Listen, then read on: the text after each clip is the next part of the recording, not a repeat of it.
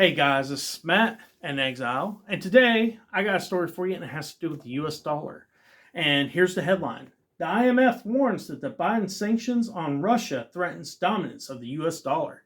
And they're 100% correct because Russia is getting around the sanctions by telling countries that are in Europe that they perceive as threatening towards them when it comes to the invasion of Ukraine or been siding with Ukraine against Russia, that they must pay with the ruble if they want oil and gas from Russia.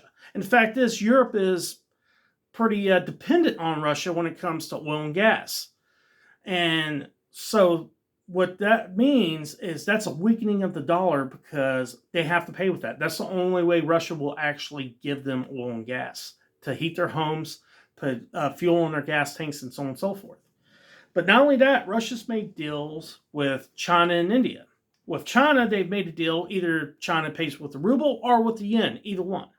And when it comes to the Indians, they have made a deal with them. Either you pay with the rupee, which is the Indians' currency, or with gold or with the ruble, any of them.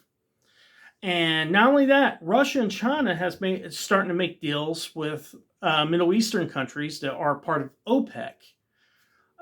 Made deals with them to get off the dollar and start using their own currency to buy oil.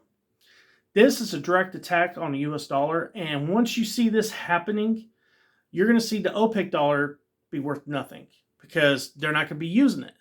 That means all those dollars that are in other countries that they use for trade will come back to the United States and will cause hyperinflation.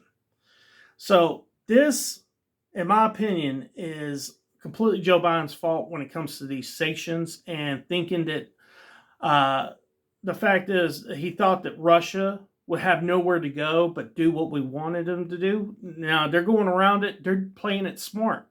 They're doing something that they were planning on doing anyway. They just completely sped up this timeline. And in some cases, it makes me wonder if Biden actually wants it to happen. Because why would you keep on doing the same thing over and over again, knowing what the outcome is going to be? The outcome is going to be is Russia is going to go after the U.S. dollar and collapse it.